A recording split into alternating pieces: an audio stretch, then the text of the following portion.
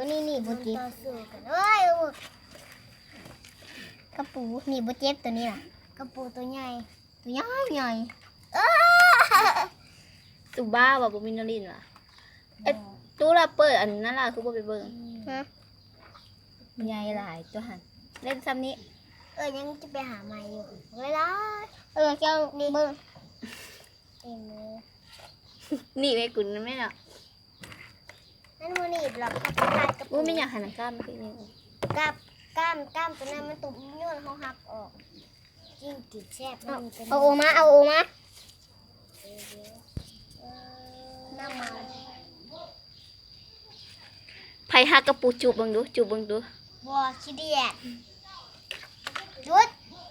ตัว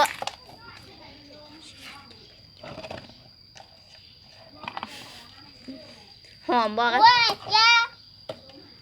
หอมบ่กระปูนะบัวมี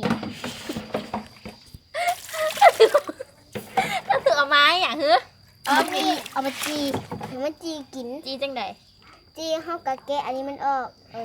แกะอันที่ว่าตัวมันเป็นหัวที่ออกแล้วเอามาให้มาเสียไปเอือบเกลือ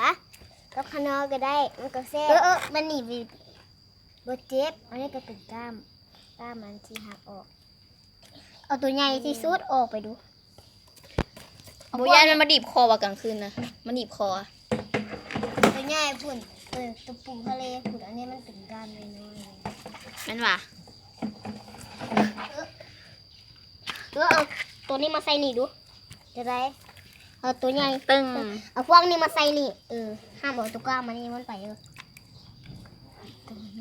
ตัวปูย่านกระปู